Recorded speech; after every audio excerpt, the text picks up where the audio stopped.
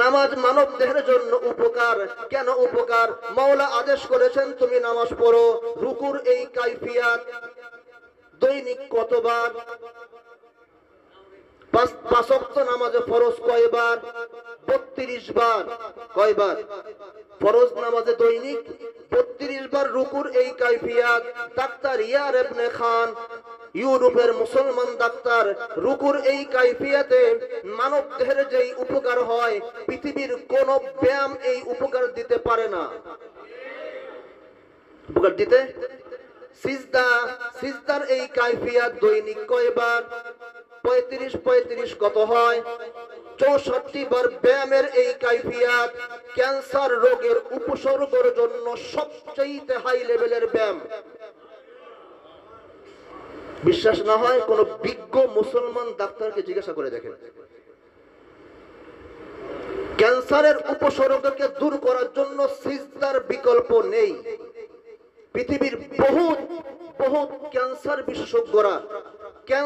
বিশেষজ্ঞরা নামাজকে ক্যান্সারের রোগ দূর করার জন্য ব্যায়াম দিয়ে থাকে। আজ এই কথাটা হঠাৎ করে মনে পড়লো। এটাও জরিপে এসেছে মুসলমানদের ক্যান্সার কম কেন? মুসলমানদের ক্যান্সার কম কেন? তারা সিজদা বেশি করে কেন? এই কারণে কম।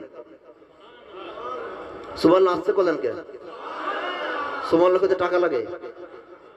এত সুন্দর একটা কথা কইলাম তো সুবহানাল্লাহ আসতে বলেন। সারা দুনিয়ার ডাক্তার বিজ্ঞানরা একমত মুসলমানদের ক্যান্সার কম কেন? মুসলমানরা কম পক্ষে দৈনিক 64 বার ব্যায়াম করে সিজদার মতো। ডাক্তার ইয়ার ইবনে খান বলেন যে এই সিস্টেমে যদি কোনো মানুষ ব্যায়াম করে তাহলে অতি দ্রুত ক্যান্সারের সমস্ত উপসর্গগুলো তার শরীর থেকে দূর হয়ে যায়। মুসলমানদের ক্যান্সার কম এই কারণে সিজদা করা আমার মাওলা পাকের হুকুম।